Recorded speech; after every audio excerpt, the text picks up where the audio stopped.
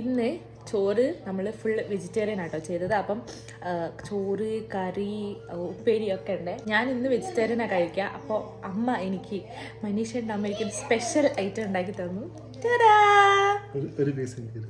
തരൂല. നല്ല രസമുണ്ട്. എന്താ ടേസ്റ്റ്, എന്താ പറയുക, നമ്മളിപ്പം പണ്ട് ഞങ്ങൾ കടയിൽ നിന്നൊക്കെ വാങ്ങിയിരുന്നു ഈ കോളിഫ്ലവറിൻ്റെ ഈ ഒരു ഐറ്റം. അതേപോലെ തന്നെ നല്ല ടേസ്റ്റ് ഉണ്ട്. അടിപൊളി, നല്ല ടേസ്റ്റ് കൊണ്ടുകൂടെ കഴിക്കാൻ. അപ്പം ഇത് എങ്ങനെയാണ് ഉണ്ടാക്കിയത് നമുക്ക് അമ്മേനോട് ചോദിച്ചേക്കാം. ഇഷ്ടായോ ബാബുഷ? നല്ല ഇഷ്ടണ്ടാ? എങ്ങനെ ഉണ്ടാക്കി ചോദിച്ചു കച്ചാമ്മനോട്? അത് കുറച്ച് മുളക് പൊടി, പിന്നെ മഞ്ഞപ്പൊടി, കോൺഫ്ലവർ ഒന്ന് കുഴച്ച് വെച്ച്, പിന്നെ ഇഞ്ചി വെളുത്തുള്ളിയും കൂടി ചേർത്ത് നല്ലോണം കുഴച്ച് ഫ്രിഡ്ജിൽ വെച്ച്, എന്നിട്ട് അരമണിക്കൂർ കഴിഞ്ഞിട്ട് എടുത്ത് പൊരിച്ച്. ഓ അത്രേ ഉള്ളൂ ടേസ്റ്റ്.